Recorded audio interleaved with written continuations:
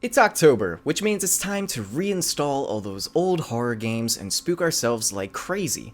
One of my favorite go-to horror games would be Dead Space. It's a thrilling adventure that has players feeling just as panicked as the main protagonist, Isaac Clarke. Around every corner and at every vent on the wall or ceiling, there's a chance that you might get jumped by a necromorph, a freaky mutant alien that requires you to shoot its limbs off in order to kill it. These enemies are equally as terrifying as they are cool.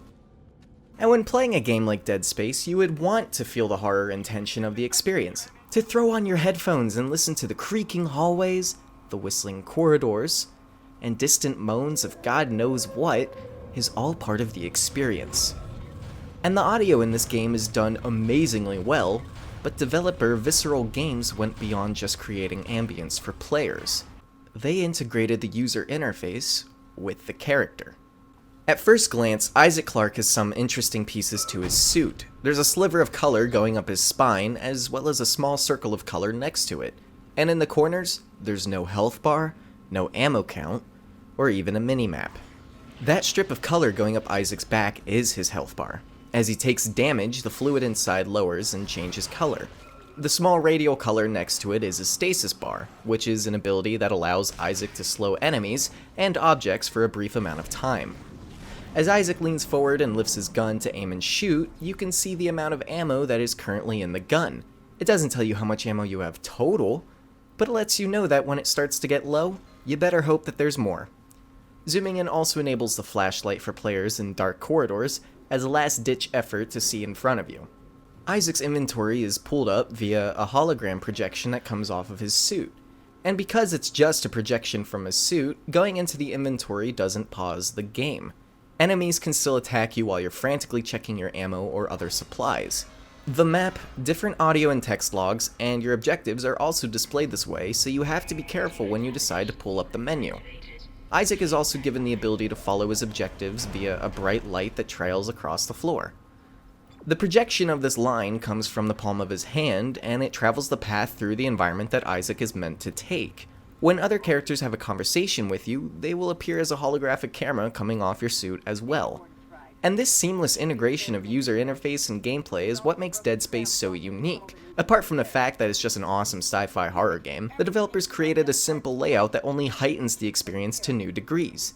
How often have you played a horror game such as Resident Evil 4, or even an RPG game like Skyrim, and you would pull up your inventory to switch to a different weapon? In those games, pulling up the inventory pauses the action and gives you time to collect your breath. It may be welcome at first, but in high-stress situations, this menu brings the atmosphere and tension of the situation to a grinding halt. And Dead Space isn't the only game to have an immersive UI. There are other games that use user interface to heighten the atmosphere as well. A great example, though not a third-person style game, would be the Metroid Prime games. The HUD layout of Samus's helmet puts the player's inner suit to make them feel like a powerful space marine. But what makes Isaac Clarke stand out above many others is how the character becomes the UI. In other immersive games, the user interface makes the world more believable and usually has an interesting layout. But in Dead Space, Isaac Clarke gives the players the information they need in order to know everything they need to in just a moment's notice. His health is shown at all times, as well as the stasis bar. To quickly check ammo, just zoom in. And apart from the health, as Isaac takes more damage, he begins to limp and grunt, even giving audio hints that he's close to death. That's not really user interface, I just thought it was a neat touch. This sort of design may seem unimportant to many people, but imagine this. What if Isaac's health isn't measured by the blue bar on his back? Imagine that's just part of the suit.